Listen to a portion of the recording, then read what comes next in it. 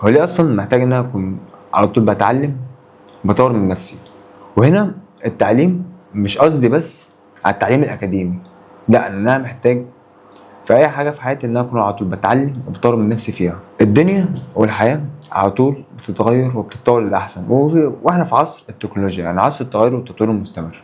احنا لو شخصين متخرجين من الجامعه، كنا في كليه لغات وترجمه ومتعلمين لغه معينه واللغه دي صعبه، واحنا الاثنين خلصنا جامعه، عندنا واحد منهم خلص جامعه واشتغل على طول من غير ما يتعلم اي حاجه ولا فكر يطور من نفسه. لو بصيت عليه بعد 5 سنين هتلاقيه لسه واقف في مكانه.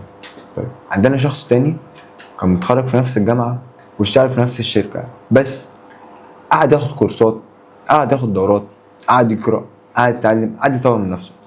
لو بصينا عليه بعد 5 سنين هنلاقيه وهو برضو الاتنين كانوا شغالين في نفس الشركه، وصل لمرحله اعلى من التاني فيها.